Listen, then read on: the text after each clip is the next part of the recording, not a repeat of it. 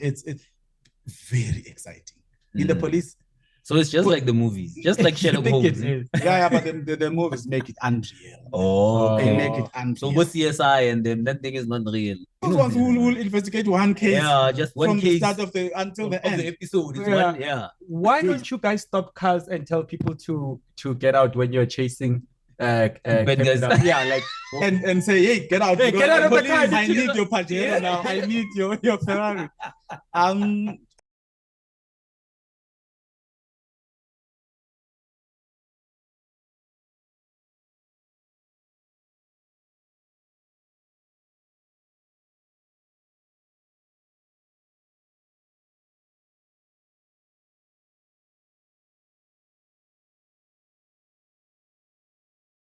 I go to teasers one day.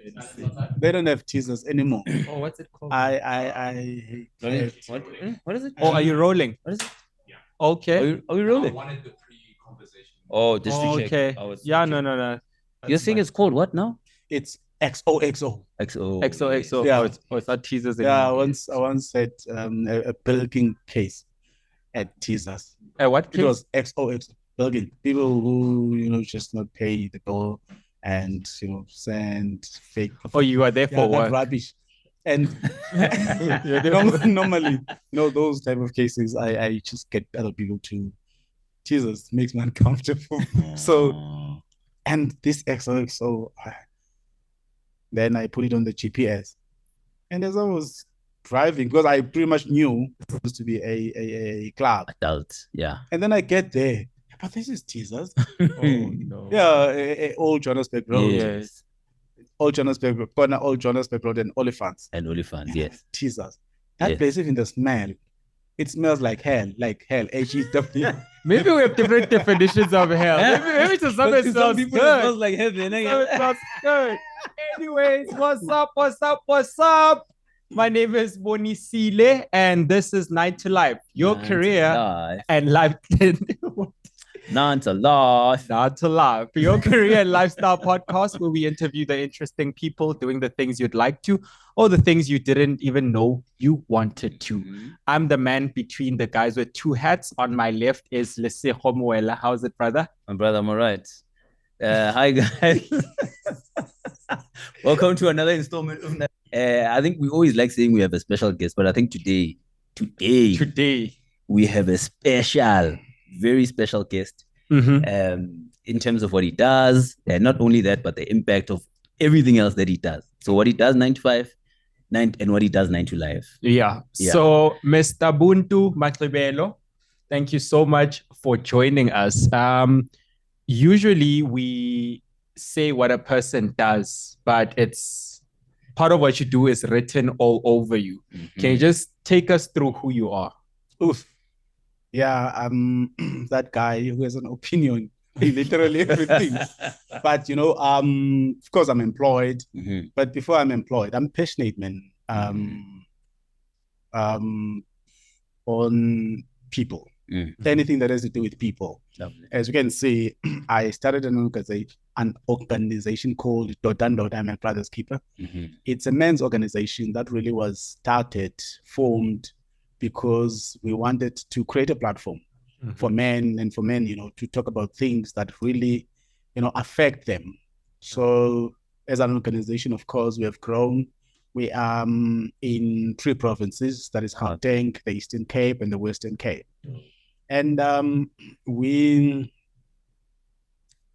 are about men, basically. We're about men. Of course, I'm employed, much as it is a passion.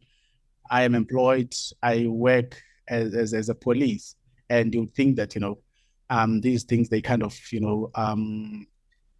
speak to each other. As I said, I love people. I love men. And it's funny because before I joined the police, I was working for a telecoms company. Okay, and I was working with people even there. But it was not as interactive as it is now. Yes. With SAPS. Yes. And work as a detective, specializing in fraud. Okay. Economy. Yes. Yeah, hopefully we can get some tips later about how to avoid so real. There's quite a lot, that needs to be shared with people out there. Yeah. As fraud is concerned. Yeah. And how people, get to be victims of economic crimes in general. Okay. Lovely. I think that's a great introduction that you did about what you do and sort of what drives you, right? Because sometimes we find our definition in what we do for a living, right? And that's sometimes a more shallow sort of definition of ourselves. We forget about all the other things that shaped the human beings that we turned out to be. So we want to dive a bit into what shaped you, starting as early as possible. Think back to where you grew up, what your family structure was like, where you went to school. Can you take us through that journey and how it went for you? I was born a long time ago. I was born, by my mother. Yes. And my dad. My mother, Buntu Magqibelo, and my dad, who passed on 2 weeks ago. Oh wow! Condolences. My dad was the closest person to me. Our relationship was not where I wanted it to be, but I'm still, dealing with a loss, mourning. Sometimes I don't know how to mourn. Sometimes I'm weak. Sometimes I'm strong. Sometimes, so it's emotional roller coaster. But I was born by these two people. When they met, they were in high school, both of them. My mother had me when she was 20, but there were disagreements, and from that pregnancy, they separated. And I ended up being raised by my grandmother. Most men, that woman was a rock star. Yeah. Of course, she passed on in 2014. Funny enough, that was the year I started working. Not 2014, 2004. So I was raised by my grandmother. I was starting to question this long time ago you were born. You started working. Okay. Yeah. I was raised by my grandmother. Was born in East London. Went to Monti, ne? Monti, yeah. Yes. Raised Shout by my out to Monti. Yes. Then I went to John Basic High School in East London. That is the town. Did my high school at John Basic High School. Okay. Then I went to a border technical before there was Walter Sisulu University. Yes. So I went there. I did IT. I dropped out. I got a job. Okay. But I went on. I did communication science with UNISA. I did forensic investigation. I'm just mentioning the. Yeah. I did a forensic investigation with UJ, which, by the way, I'm going to graduate on next month on the 17th of April. And I'm currently doing law. Yeah. Oh, okay. I'm doing law, so that's me. But of course, I had the most uncomfortable upbringing. Okay. So much that when I tell my kids how I was raised, how I grew up, they think how they do this story. Yeah. Yeah, because they have it easy. Not a reality. Yeah, they have it easy, and that's what shaped me.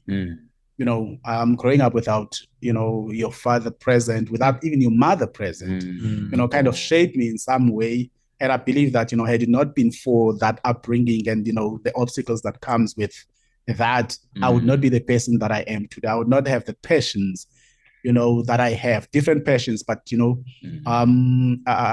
to that, I love people, which speaks to the job that I do and the organization that I lead. Yeah. No, I love that. And I love, again, you're bringing in the people element. Where do you think this starts? Do you think it even from a young age, you always just had a passion for being around, interacting with people? Very interesting question. I don't want to glorify poverty, but poverty played a role. Okay. Because we were a community, so much that when we do not have salt in the process of cooking, we'd go to the next door neighbor, and the neighbor would, provide. And when we had, the neighbor had. I mean, would have to benefit from that. So we're that kind of a society. And I'd love to believe that, because my grandmother also loved people. You know, would go to my mother's house to just get food, even if I'm not there. So I can't really, you know, point out one particular, you know, incident or thing that really, you know, made me to love people the way I do. But I think the society now I was raised kind of, you know, gravitated me towards loving people. I just do. And just to go back to Dota while we still on your childhood, is there anything from growing up or seeing things from the men around you or in your community that made it important for you to start this now? I also have a qualification. I also have a qualification in theology. Oh, wow. In 2021, I graduated with Lagos University. I did studies in theology. I think graduation is starting to be an addiction for you. Yeah. Yeah, no, you're always graduating. Well, yeah. Well, yeah. I always felt that there's so much that I need to give. Yes. I have opinion on literally everything. But I mean, that certificate kind of gives you the credibility when you speak to people about things. So anything that is of interest to me, which is why I'm doing law. You think that law has nothing to do with what I'm doing, but we are surrounded, you know, by things and, you know, circumstances that needs us to have an interpretation, you know, through the eyes of somebody who understands law. But nonetheless, your question was, you know, I saw that slippery. I love people, man. I love, you know, interacting with people, and I guess everything about me and starting Dodando had with how, as a man, I was raised. My father was not there. I had access to my father. And, you know, the turning point was, because when I was a child, we had a good relationship.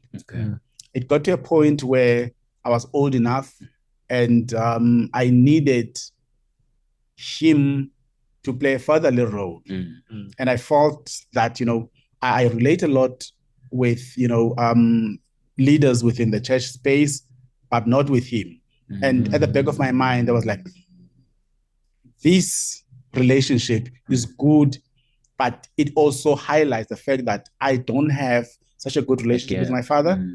And when I wanted to pull him, because I was not going to go down in terms of, you know, the relationship that we had when I was a kid, I felt that he's not stepping up, man. We relate, you know, when we are talking about, you know, very trivial things, but because I was married, he just would not get there. So it was a void, you know, to be specific, that made me realize that maybe fathers will not be able to groom us, but we need to groom each other. And having gone through a lot of things, you know, as a young man myself, I can bring a spotlight to the things that the young ones are dealing with today. So we look at men, we look at boys, we look at, you know, even relationships. For instance, we have, you know, a program that we call the Uncles Club within Doda, where we say, look, the problem that men are dealing with now are stemming from how they were raised. And it has everything to do with the absence of fathers. Now you're sitting, you know, either at home or your next door neighbor with a woman who is raising a child alone. Now the question is, where is the man? Now, as the uncles, as men who understand that there's a void there, you know, there's a need for a man to be there, then we reach out. So we call that program the Uncles Club. We assist the mothers. We also are there for these young ones, not as fathers, but as uncles. As uncles. Yeah. And we when they have sporting events, we try and go there and be there. And of course, I mean, I'm a sporting person. My team is the Liverpool, but when I was growing up, I was the boxer. You know, being from Mdantsane, of course, I mean, you have to be. Boxing is my thing. And the reason why I did not go as far as, you know, my potential would steer me is because there was that missing element of a father who says, of course, everybody believed that, you know, I was good, but I did not get that, you know, affirmation from my father. So I ended up, you know, living it. So there's a boy, by you being there, you know, by you saying, look, you're good at this. Here is a pair of, you know, boots. Which will come, you know, as an affirmation. If there is not that happening, a boy will think that he's not good enough. So we also want to, you know, encourage these boys to believe that they are as good as they think they are. They are as good as, you know, they really are in the sporting field. So it's we don't have everything figured out, but we try because at least we are able to see the need. No, I love that. And what I think I enjoy most about the approach that you just shared with us now is that an uncle is a father. It's a small father. Basically. He has all the responsibilities. Yet we take out all the weird vibes that might come from a this is my father type of relationship, right? Because if you are my father, it means you are my mother's boyfriend, you know. But if you are my uncle, it sort of takes care of that. Now there's no weirdness that exists, you know. Yo, just to interrupt you, I saw pictures of your son's like first day at school, and you were there with your brother, as well. Just together, and I was like, oh, it's such a beautiful moment. Like I wanted to react on that picture 100 times, you know. No, I think. And by the way, let me put a spotlight on you as well. I know that, you know, it's highly publicized, the relationship that you have with Umisha, but I knew Umisha before she was born, when, you know, she was still in the mother's tummy, and how, you know, Ubonz relates with the mother. And eventually when Misha was born, 2 months into, you know, her existence, Ubonz came to our men's gathering. So that is something that is worth celebrating, and particularly if you look at, you know, how men, you know, behave in as far as, you know, raising their kids is concerned. I want to actually touch on that. It's because with that event that I attended, I haven't been to the others. You come yet. Thank you. But a big topic there was gender-based violence. And I remember when you invited me, I had a lot of questions. What the hell? Why did he start this? What could have driven him to start this? And why is he doing this? And how I answered it was, maybe it had to do with your job, because you see gender-based violence when it kills a woman. You see gender-based violence when it's a restraining order. You see gender-based violence when it's assault charges that are then dropped the next day, that are then opened the next day. Is that where the passion came from? Did I give myself the correct answer, or is it more than that? It's you're not far off. It's intertwined. But I think what really drove me as well was the work that I do. I get to deal with a lot of people, you know, who are perpetrators, because we don't want to focus too much on the victims. Because we want to fix ourselves as men. Just the other day, it's out there, man. I can go as far as mentioning it. MT was arrested for you know, for domestic violence related issue. Now, who speaks to the guy? Is there anybody who speaks? Of course, I mean, who's this guy? Close friend of his. Sjava. Yes. Sjava was there. Sjava was there, and like there, you know.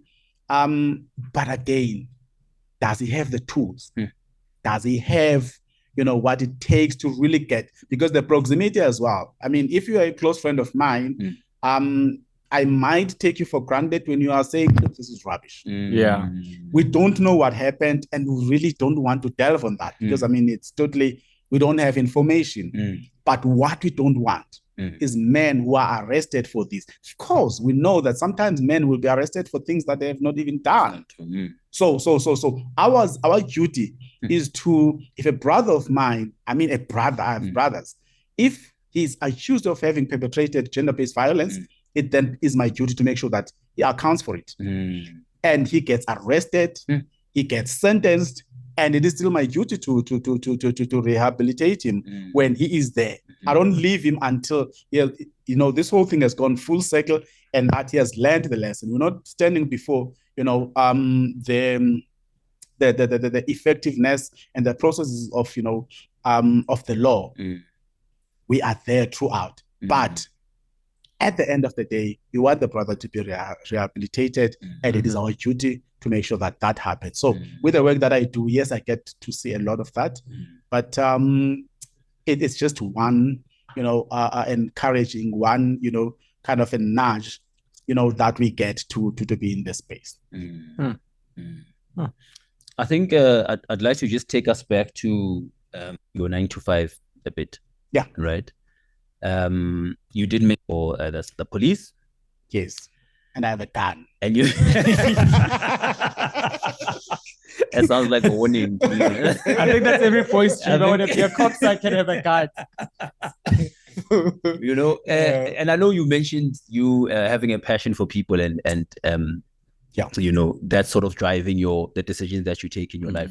But take us through how you sort of rationalized your love for people or your passion for people to being a policeman. Because I think a lot of times people think of policemen as the other side, not the saving the community side, right? They think about it as the law enforcer, the one that comes in and, So how did you rationalize that from you, and what was your journey? Enough, I was pushed into joining SAPS by my pastor. Okay.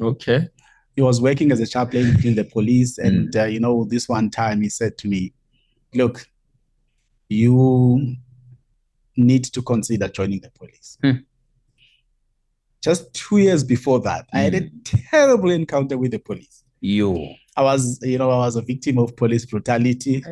So you can understand the resistance. But when he highlighted the strengths, that I have, and, the difference that I would make, which is something that is driving me even this day, within now the organization. I considered it. I went for the first time. I did everything that, you do to join the police, tests and everything. I passed. I was called to come and join, and I was just not sure. So that intake went, and they came back. It was January and then June, because back then intakes were, every 6 months. Around June, I was called because my name was still there. Okay. I was called to come. I was given a date. Yes. Then I went from what they call that, going through, the physical thingy with the doctors. Yes.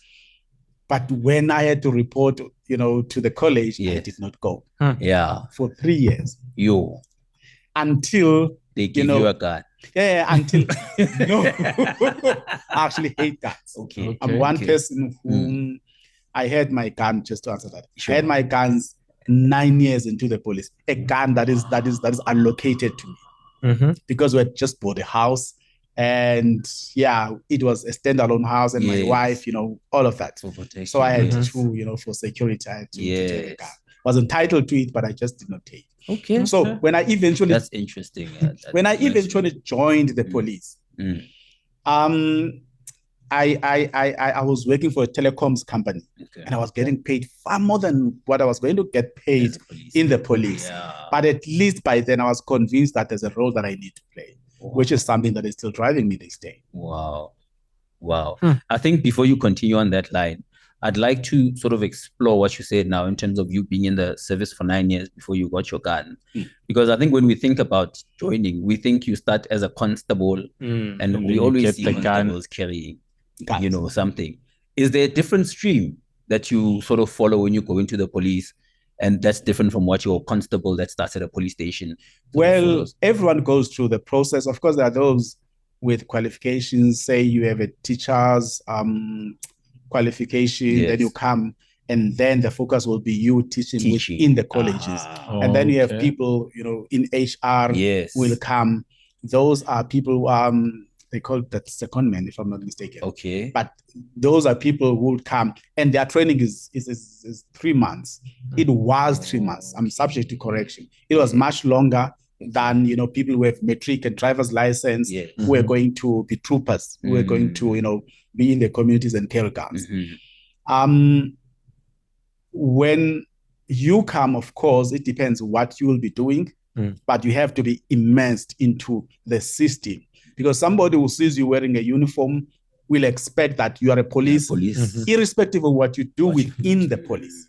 You know, so you need to have that background. You need to have, you know, been deeply entrenched into the system itself. Yeah. Because when you join the police, you get what we call a semi-military training.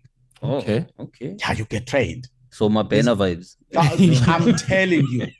I'm telling you. You're climbing walls there. I also went through that. Yeah. I'm telling you, on the first day that we got there, I very interesting and something, you know, that I don't think I'll be in trouble for sharing. But when you get there, of course, people come with their bags, not shaven, and with their goatees like Fubons. And on the day you get there, it is the most traumatic. No, you don't just get shaved.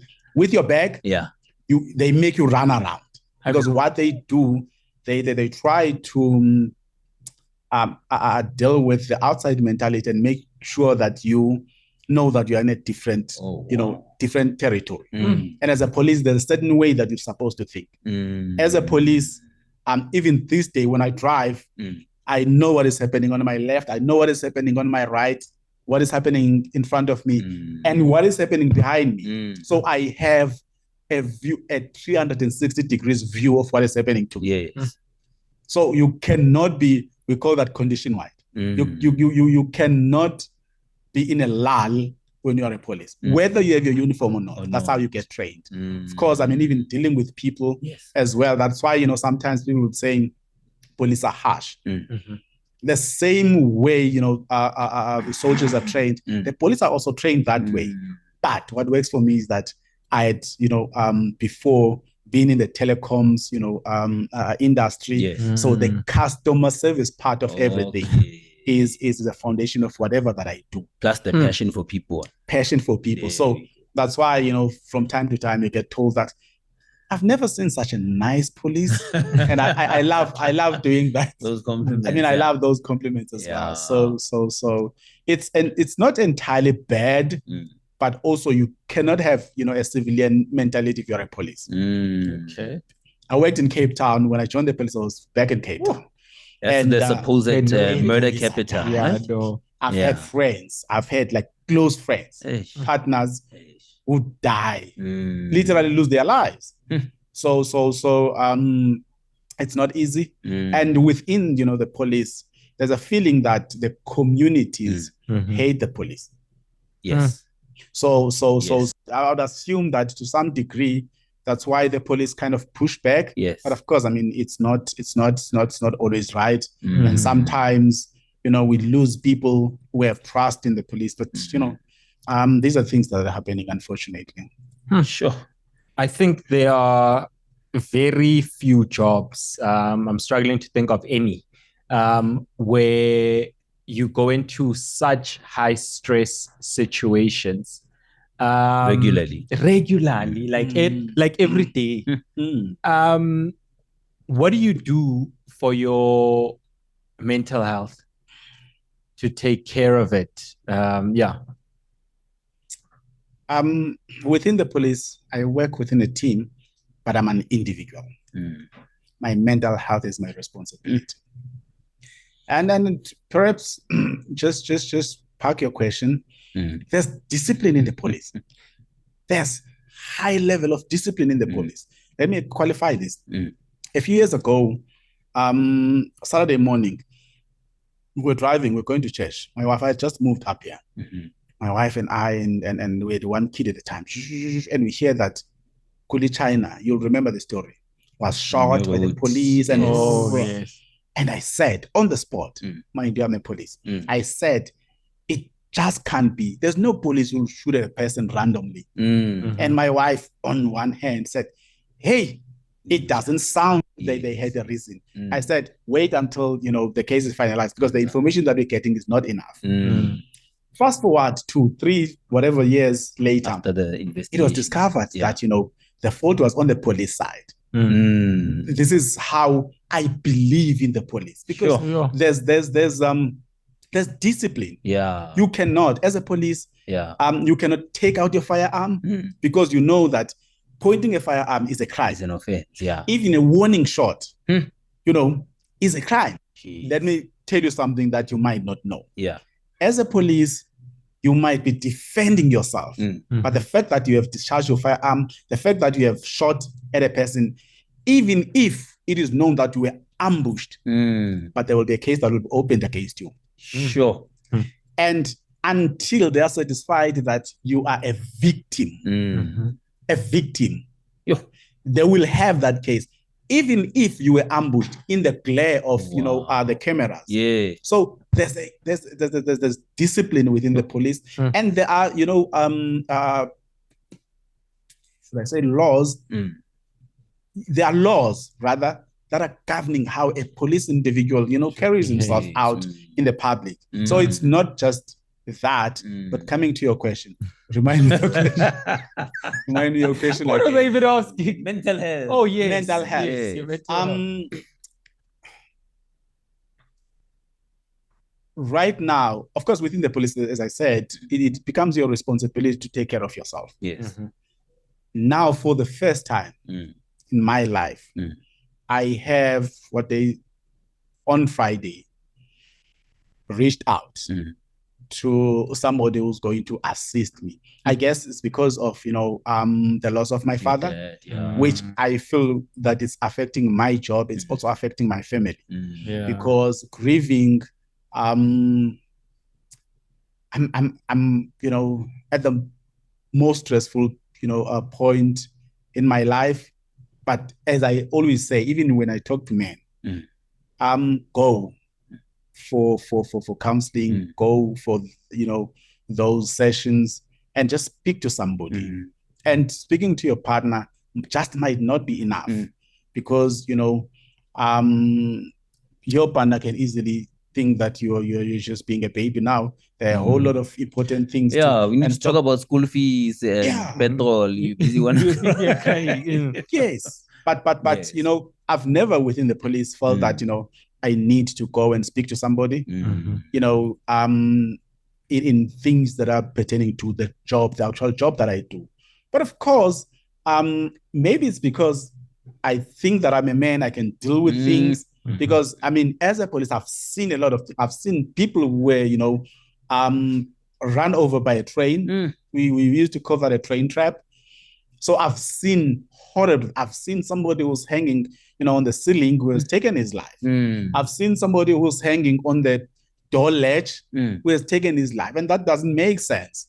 But it's a sight that you live with for a long time. But again, the question is, how do you deal with those? There are people who are able to,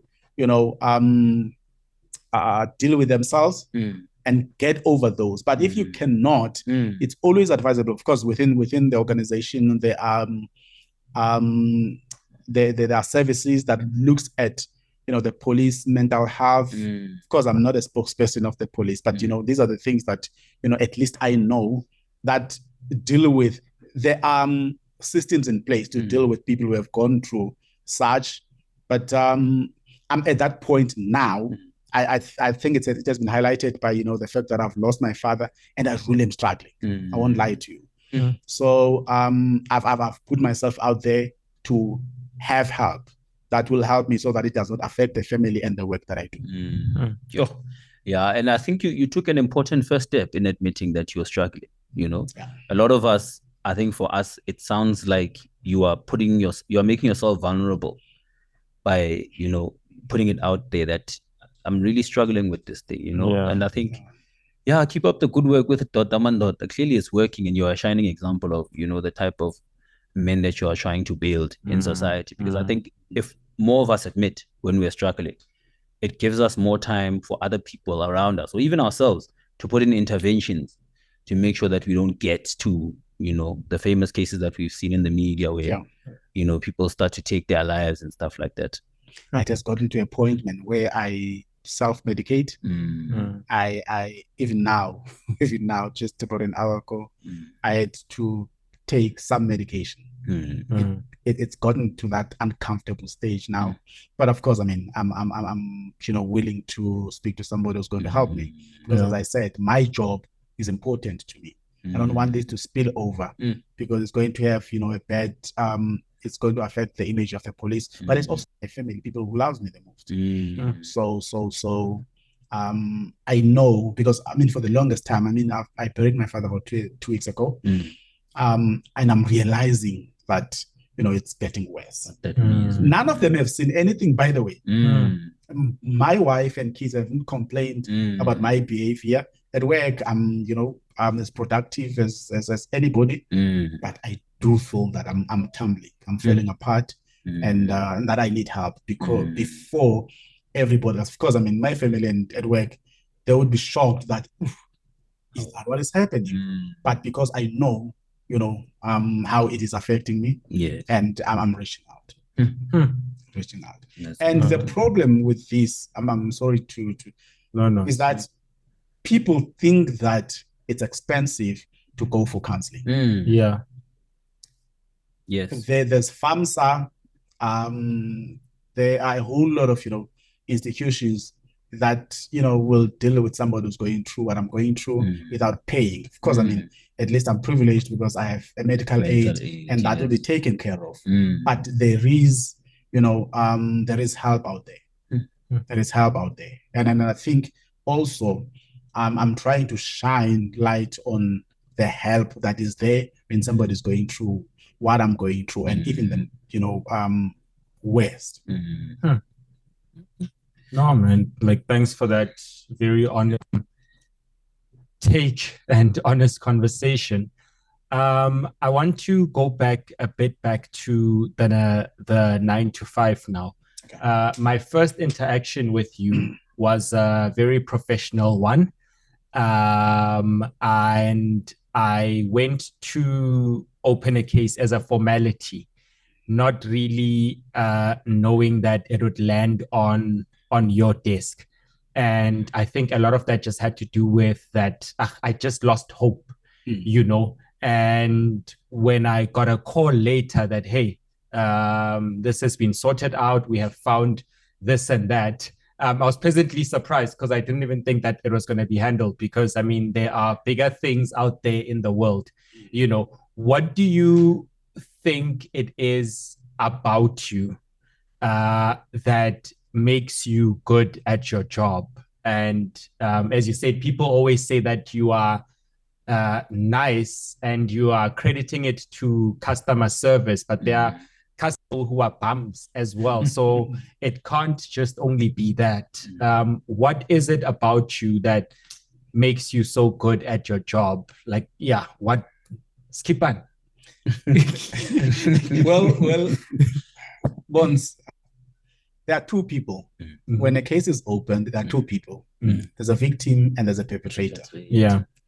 My allegiance will always be with the with the victim. With the victim. At the end of it all, if I do not get you satisfied, if I do not get you to say, well, my case was handled, in a way that satisfies me, if I do not achieve that, I've not done my job. So in your case, well, I was able to do the work that I do, because most of the time I sit in the office and I do the preliminary investigations. And once it gets to, okay, there is a suspect, then my duty is not to negotiate, but to arrest, And of course, in many cases, you get to arrest, and then somebody will say, hey, I would love to be connected to the victim. Of course, it's not my responsibility to make sure that you meet and the court. Of course, my responsibility is to tell the court that, look, this person says, some people have lawyers. A lawyer would say, look, we want to pay this. How do you go about doing that? Then the prosecutor is there to arrange all of that. So if the person is willing to pay, because I know that you're not going to benefit from this person, being arrested and going through, the processes, of trial, and eventually being sentenced to 3 months in prison, suspended for 3 years. Yeah. And because this person is not, you're not getting your money. So when there is that possibility, which I do not facilitate, by the way, I have nothing to do with that. Then I make sure that, I say there is this possibility, but it is done through the courts. So that's a happy ending for me, because fraud break families.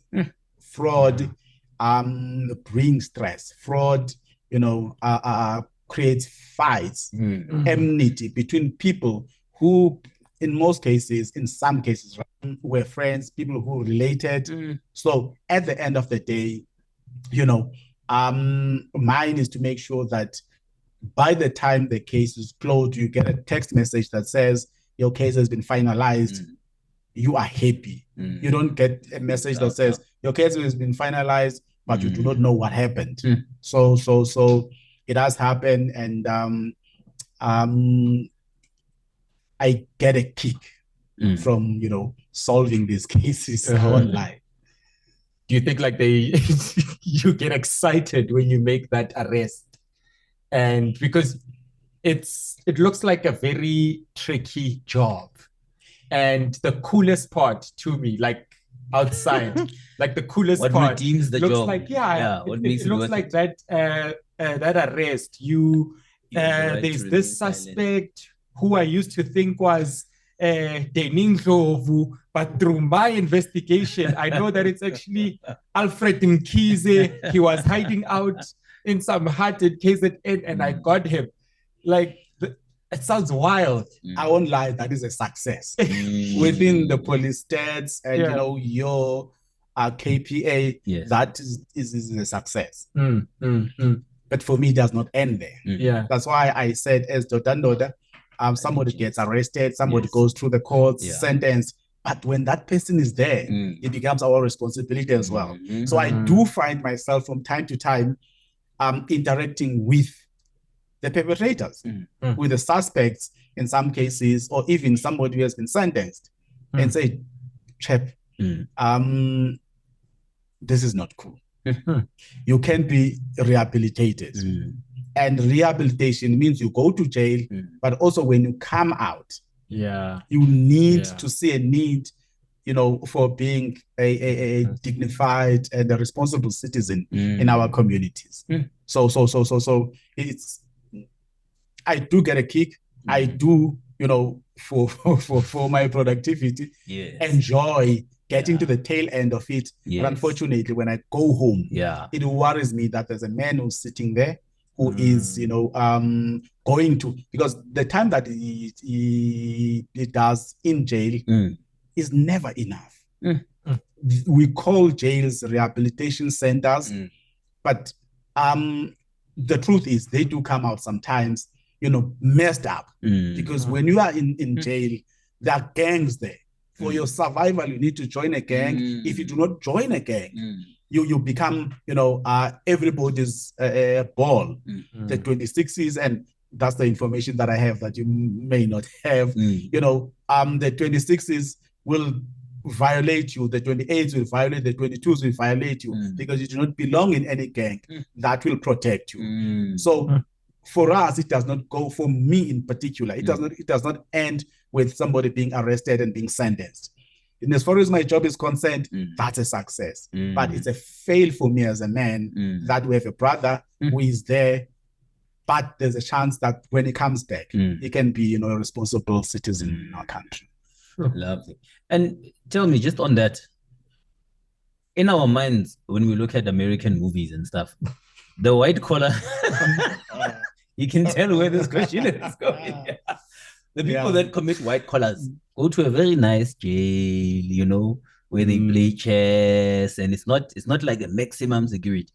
I don't know how much you can share, but what does it look like in the South African justice system in terms of people that commit white collar crimes, fraud, etc., financial crimes, versus people that commit violent crimes, robbery, murder, etc.? I do not speak for correctional services. Yes. And I can tell you one thing. Everybody's the same there. Okay. But when you go there, how you were, if you have killed a police, yes, you are beat. There's respect that comes with the kind of a crime that you have committed. So there are people who would, even prisoners, who would kill a police so that they can go high up in the ranks. Okay. So that's why I say, if it were for me, would find a way to strengthen that system, because going there is not always a solution. Imagine somebody who was in fraud. You can get somebody who has received money, money that he did not know that it's proceeds of, and because the system works the way it goes, and he'll be arrested and go to jail. This is an innocent person. He has no criminal mind. He goes there sentenced because, there's nobody else who will be sentenced for it. They're innocent. But when he gets there, he gets corrupted because the system, it's a dog eat dog there. So if I were, this is what I always say when I speak to these boys, that it's cool to commit a crime, but once you look beyond committing a crime, there's a jail, there's trauma that comes with being, tried in court, there's a jail, and in jail, once a boy, innocent person goes there and the system itself swallows him, when he comes out victimized, having been raped, having been sent around, having done all sorts of things that makes him come back worse than what he was before he went there. So jail is not a place for anybody.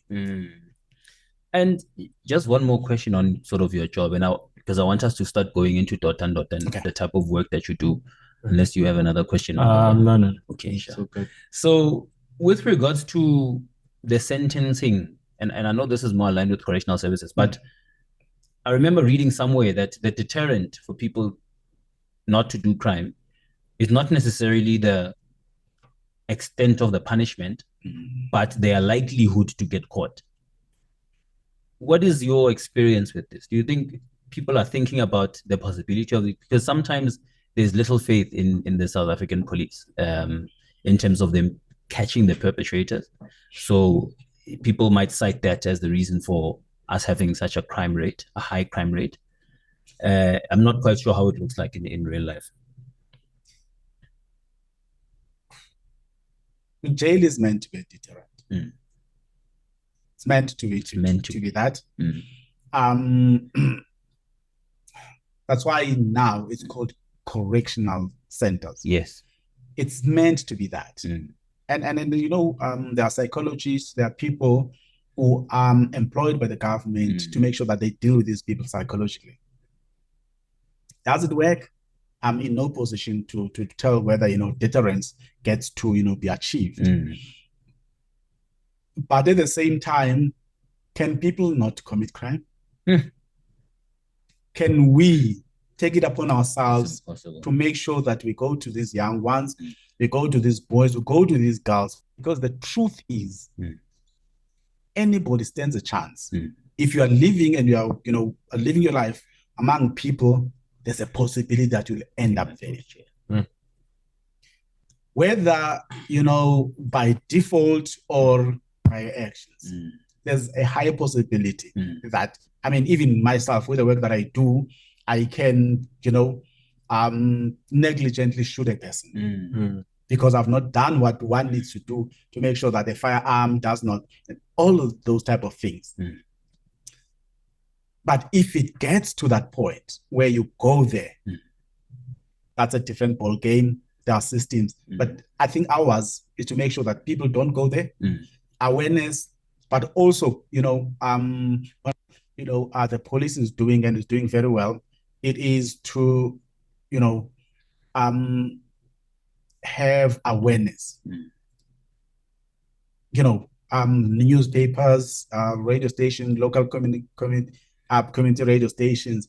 Police is doing quite a lot in as far as that is concerned. But of course, comms in the police deals with that a lot. But ours as Udoda and Doda is to make sure that we highlight these things that can get people into, that sorry pickle. Okay. No, I think I'll just throw in a last one, and I think this is quite important. I just want to know that how long did it take you to get to being a detective? And could you maybe outline it for us? This many months doing this, then you were a trooper for this long, just so someone can have a realistic outlook. If someone wants to be a detective, they can have just a realistic outlook based on what it looks like. And I think, just to add to that question, maybe add what are the elements that make you progress up the ladder? Oh, yeah. Right. What is it that you do on a daily? If you you get promoted. I see now that you guys, have interest in the work that I do. It's the gun. When you spoke about the gun, I feel comfortable. Comfortable, delving on those things that I know that they are not going to get me in trouble. Yes. I'm not a spokesperson of the police. But out of these, I'm hoping that, people will get to understand, the job that I do better. Of course, when you join the police, you go through the training, in the colleges, and then there's in-service, and then eventually you get your rank. The lowest rank in the police is the constable. And then sergeant. How long does that take? Sorry. How do I go from civilian from Bonisile to Khan? From the day you get into the college, then you get a training, because there's academic training in the colleges, and there's practical. And then there's tactical. Tactical is how you move, but also you get trained to carry a gun. You cannot be given a gun if you have not been trained and passed. Then you are certified a person who can carry a gun, because a gun is danger to yourself, danger to the next person, and so you go through that training, you become a constable, sergeant. I'm going to bring the element of education.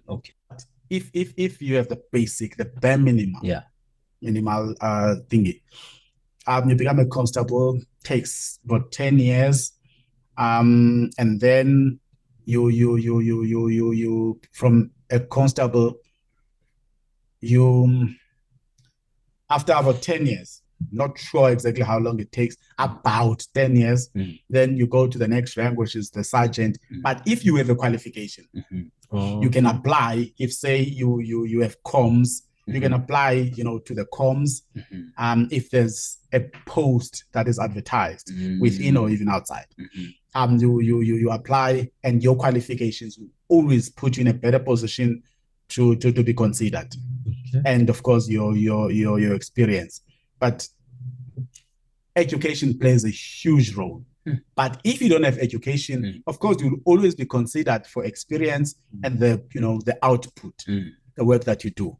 So among a group of people who have applied, you will be, if you are highly qualified, experience. If you have more experience, you will be considered as opposed to other people. But if there's somebody who has a qualification for that particular one, for instance, within the police, I think each and every police station has a communication team, and there is provincial and there's national, and that works to your advantage. But if you don't have, after a certain period of time, in a particular rank, except for the constable, which is the lowest. Sergeant, after they normally, when they advertise, say if you have been in that particular rank for 4 years or whatever, but they will always, tell you how much time you must have spent in that particular rank. Minimum time. That qualifies you. Yes. Okay. And then everything else that you have will then put you, at an advantageous position to be considered. But you go through the process of interviews, of course, from sergeant to, up to the general. Okay. And as for the gun, you can, by the time you leave college, you must be fit to have a firearm. If you are not, you'll go through training until you are fit, because you cannot be a police and be unfit to carry a firearm. Unfit to carry a firearm. Okay. Yeah. So the ranks are, you're just going through it: constable, sergeant. Constable, sergeant, warrant officer. Currently, it's constable, sergeant, warrant officer, captain, lieutenant, colonel, full colonel, brigadier, and as the generals. There's the general, and then there's lieutenant, and there's major general. Okay. So it's a hierarchy. So where's detective? A detective is a specialized unit. Okay. They work with ranks as well. Okay. But it's a specialized unit. For one to be a detective, you need to have a specialized training for a detective. It was called DLP, Detectives Learner Program, if I'm not mistaken, and now it's called ROC, Resolving of Crime, which is done through police colleges, and you go through that. Of course, you can be a detective before you get that, but you have to go through that so that you can be a qualified detective. And within detectives, of course, there are still ranks. You can get a constable within detectives, and the more you acquire to study, you putting yourself in a better position to be considered for, a higher rank. But of course, there are ranks within there, and there are ranks, and education still, plays a major role in you, climbing up the ladder. And you don't wear uniform, which is cool. Like, is it cool to not wear uniform? Yeah, some people like the uniform. 40 Lily All-Star. Oh, but detective. Yeah, detective. They just there's just a certain swagger that they have, Detectives have a certain way of wearing, by the way. They need to blend in, I guess, right? But they must wear formal. Like formal shoes, formal pants, formal shirt. If it's not formal, it must be any type. If it's not formal, it must be casual. Smart casual. Smart casual will be, of course, you will not get a detective on an ordinary day wearing jeans. Who are those ones who are wearing jeans and All-Star and looking like trompies? What is that division? It happens. Detectives still. It happens like on Fridays, with that, or when you are in a specific mission. You are looking for a person, because as you said, you need to blend in. Because I personally can see a detective from afar, by the way. A police, I think even I can see. You walk in a certain way. So you can tell when a person is dressed like trophies out of Hana, and a person who to blend in. Who's dressed like trophies to blend in. Like it's just something different. You can tell when this was ironed by a wife at home, and then when this was ironed by a matron. Well, that's true. That's true. I can see a police in his, sweatpants, t-shirt. I can see a police from a distance. And by the way, even the language of a police, I can tell that, this one is a police. But you get, those ones in intelligence, which just blend in. We're not going to, you can't tell. and you those ones who will be on a mission. Yeah. And, we will see them in the shebeen. They're not here to drink. They're drinking, but they're not here to drink. They are sussing out, But of course, I mean, these are, things that we will not talk about because when we call that blowing a cover. Yes. When people do that, it's when there's a need. Yes. Among us, I've you can see that this one, but you protect that person because you know that, especially if you know that you are a police, you don't talk to him a lot. You keep away from him because you don't want that link. You get a lot of that. It's very exciting in the police.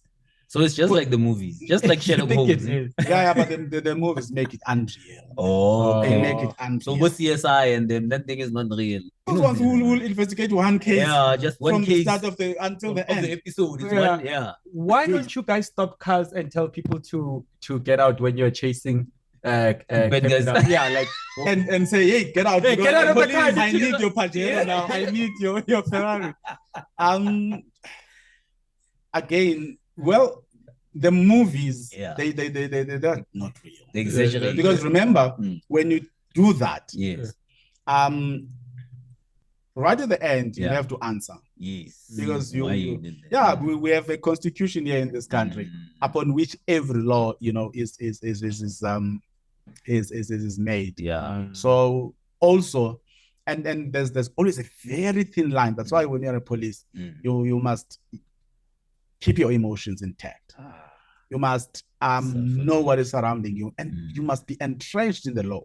Because if you are going to go by, you are going to mess things up, and you will lose your job, and you'll be arrested. So it's important that being a police is very cool. If there's one thing that I want you guys to take out, having spent this much time when we take out the detective test, it's cool. Being a police is quite cool. Being a police is quite cool. I think you repeated a few people here. But guns are not good for anybody. In the Western Cape, the reason why police are dying is because people want their guns. That is why I try not to, even if I have my state pistol with me, I try not to show it so that I can look like no, it's dangerous. Dangerous. In the Western Cape, lot of guys, I mean, people that I know have died because people want their guns. Remember, criminals, they need guns to do their job. So they will do anything. The fact that you're a police, you can die because somebody thinks that as a police, you must be having your firearm with you. So these are the things that, get people to be killed. So, but police know, man. Police know there's an awareness. So they don't go around, brandishing, guns as if Bango Leaf and Cliff, no Clint Eastwood. So there's so much control. There's so much discipline within the police that, sometimes you can hear when somebody is speaking, not knowing that environment. But of course, we don't have a responsibility to go, and chase everybody who say, the police are like this. We know that, there's control within the police. There's serious control. No, I think, you did highlight at the beginning of the episode, or we did highlight at the beginning of the episode, that you do very important work, both in your 9 to 5 and in Tota Ndota. I think let's get into Tota Ndota now and maybe talk about some of the initiatives that you have in place. I think you did mention that meeting that you hosted where Bonisila attended with Mihla. We do a lot of things, We do a lot of things. We have a campaign on GBV. It's men fighting against GBV, where we share information. Right? Now, according to the definition of rape, even if we shy leokal, when your horses are galloping, if she says no, if she says stop, you stop. Anything beyond that is rape. So this is information that we're sharing. Stealthing, a condom, poking a condom so that it breaks, and without her knowing, it is rape. So this is information that we have gathered. Of course, not everybody will know about it without us putting ourselves out there in as far as rape is concerned. And also domestic violence. We have learned that it comes in different shapes and forms. There is physical abuse, there's emotional abuse, there's financial abuse, and there's a whole lot of these abuses that are quite common in our relationships, by the way. So we share that information and we make sure that guys understand, that is men fighting against GBV, and I spoke about the Uncles Club. We spoke about Harambe. Harambe is basically a program where we reach out to other organizations that are doing what we are doing, organizations that are well informed than us, so that we can, get that information out there, because our primary objective is, men. Men have to be as equipped as much as it is possible. What else? We have different programs. Oh, also, the Indoda Yomkos. I went through. Don't look at me like that. Don't look at me like that. Because this guy decided on Twitter to go for Amajad. Rampage. Hey. This is a madness. But as Indo, because, and of course I know the Bedis and the Sutus and other tribes go through that process. But with Amakosa, there's a lot of death that is happening. So we are bringing dignity to Ugwaluga. We are sharing information. I mean, we say the fact that boys are told not to drink water, it is rubbish. It's not, health-wise, that is rubbish. And if you do not stand and be strong in as far as that is concerned, we are going to have deaths, that we are seeing every day. Unnecessary deaths. And the teachings there, because remember that is a sacred space, well guarded. But if we are going to have men who, have no morals, we are going to have young men who've gone through the process, being thrown back into society with that messed up mentality. So we make sure that there we go and we indoctrinate them into this kind of a man that we want. And the fact that we cannot have men who think that because they've gone through that process that they are men now. They cannot wash dishes. Now they think that they are bigger than everybody else because you've been there for a month or so. That's rubbish. You're still a boy when it comes to your mother. And go away. So we want, when they come out of that process, that they be men, that they are supposed to be. So we are fighting fiercely because that's a well-contested terrain. Yeah, we know. I was threatened. I had death threats. But as a man, let me speak to you. Let me tell you. Look, bruh, the men out there are very sensitive, and especially about their manhood. And trust me, there's nothing that you said that warrants your life being threatened. And I'm speaking as a man. I've gone through that process. Sometimes we closely guard this to a point of, shielding information that is useful to other people. And the fact that women and our mothers are not supposed to know of what is happening there, it then block information that is useful to those who are still to go there, because there are boys who don't want to go there because they think that going there, it is risking their lives. And so men like you and I have a responsibility to share that information. And by the way, I stand here and I say you're a man, because being indoors, it is not having your foreskin removed.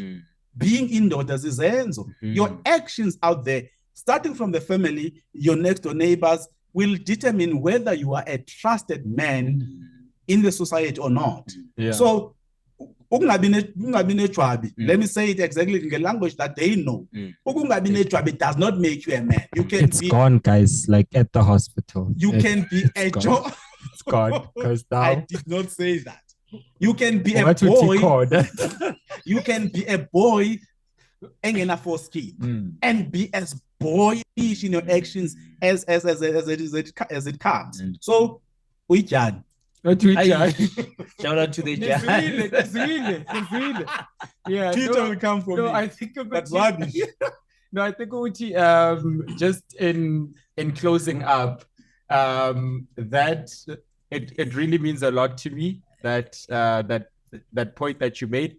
And I think in all of this, I think everyone's traditions should be respected. Yes. And about your and choices, and nothing about your traditions and choices should make you see someone else as less, you know. And I think that's what I was fighting, because there was always that Mediclinic boys versus mountain boys, you know.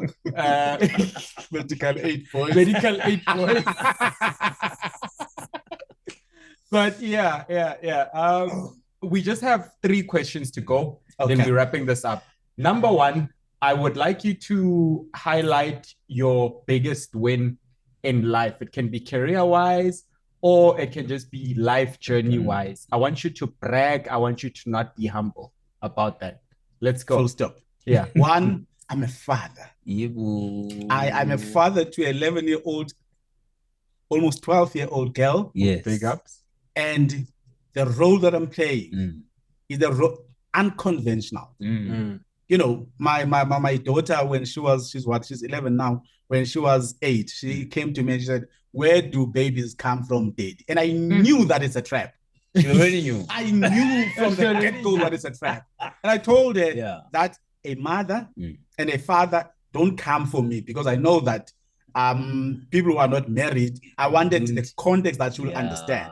I said, a married mother and a married father, in our context at home, they have sex. Yes.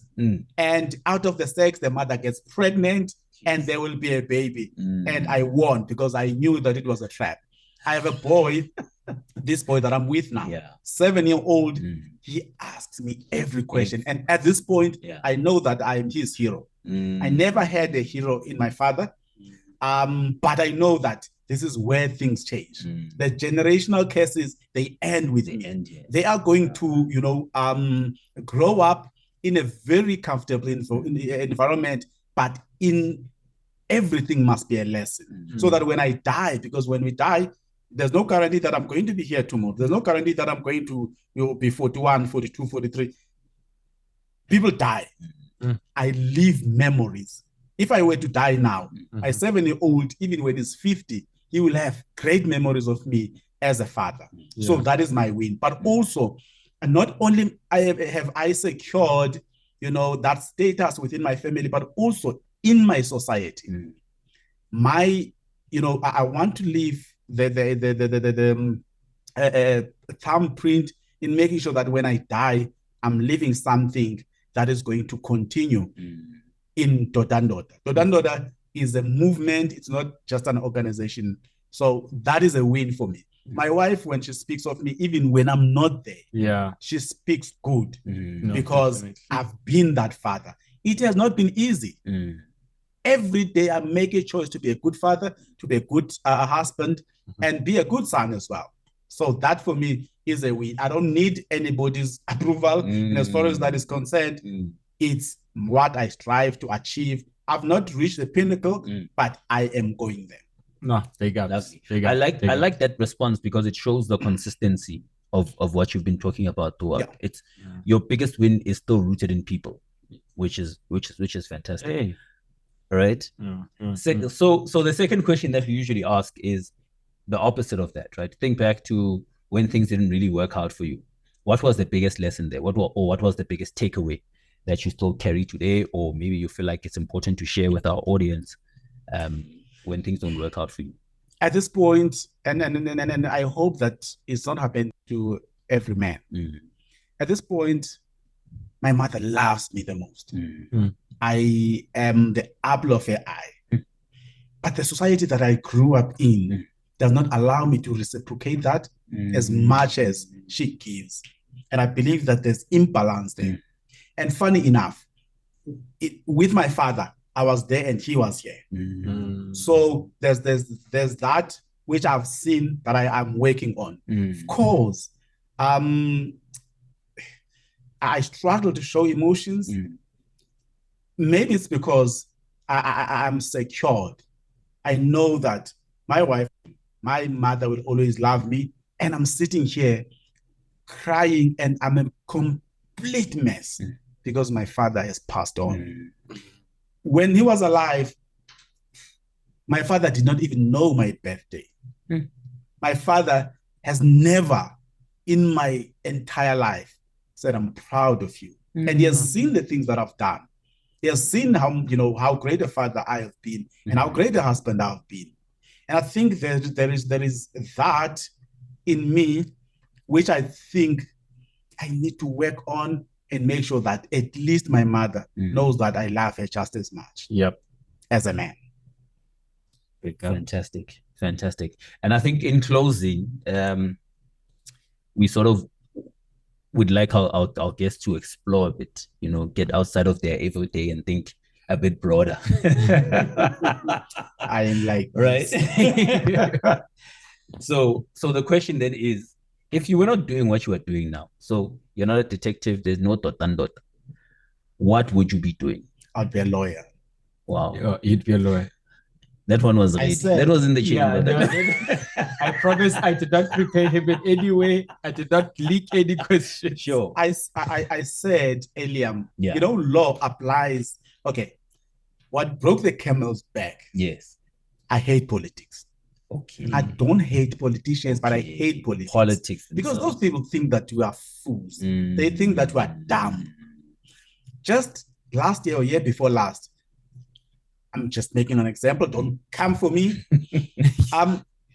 President Jacob Zuma was arrested for there's a term that they use for a witness whose specific term. I just forget now. I think it's coming, but I don't want to use it lest I butcher it. He was supposed to, give evidence, and he chose not to. To abscond. Yes. And he was arrested. Get what politicians said. No, how can you arrest him without trial?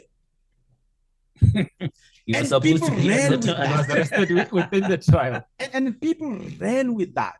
People were, politicians think that we're dumb. And from where I was sitting, I thought to educate these people that, there's not going to be a trial when a witness chooses to be a hostile witness.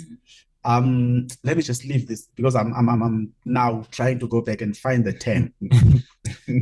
So politicians, they mess with that a great deal. And law applies to every facet of our lives. Yes. Being at home, just last year we hosted Advocate Chusa, who was helping men to understand the intricate, processes of the children's court, how they get to determine how much a father, gets to support his child, and when a father is not able to, access his child, So law applies to every facet of our lives. That is why I'm interested to it, and I want to explore so that I can have a meaningful contribution to the discourse out there, whether it's social or political. Yeah, no, thank you. No, thanks for that. And I think what you were saying now about law, it actually got me thinking that, yeah, man, you get married, there's law. Yes. You buy a house, there's law. You have sex, there's law, actually, because did you consent? Did you not? So I think, and there's no law in high schools, is there? No. So maybe it's that super degree that we all should start with or have an understanding of. Anyways, guys, because of the law of time, we have to shut off this episode. But thank you so much for joining us today, Buntu. I never call you that. know. I always say detective. So yeah, But I hate that. I know your names. So Yes. thank you so much for joining us today. Thank you for bringing your well-behaved son. Dotando Saturday, you're like, hey boy, I'm going to a podcast, but let's go. Thank you so much for that. And also thank you for what you're doing to try and make this world a better place, to give us better men, so that we can really have better men and safer daughters, and a better world all in all. Anyways, another episode of 9 to Life. Killed it. Killing the game.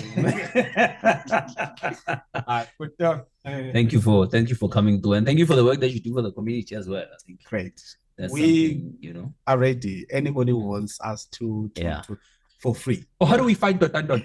Yes. We are on the socials. We are on Twitter. We are on Facebook. We are on YouTube. You can also contact me, Buntu Magqibelo, on Facebook. And my detective. Don't and search my detective. And my contact number as well. Yes, you can share if you feel comfortable. Because that's how close this thing is. I off moment for it. 071-838-1703. 071-838-1703. We are available. We don't always have resources, but we'll tell you if you can do it. Yeah. But as I said, it's a movement. Yes. We need a representative of Dotando or any other organization, but somebody who, espouse our values in each and every community. We want each and every community to have a man that a girl will run to when a boyfriend does not want to be dumped. When a girl has a problem, there must be a man that they trust, that they can go, who's not going to take advantage of her, by the way. That's why we keep on saying, intombazana ayilahli majini. When engathi ulahlile, it's your cue to protect her.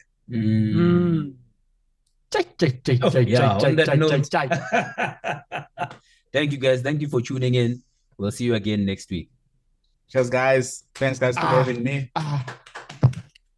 Brilliant episode. Yeah.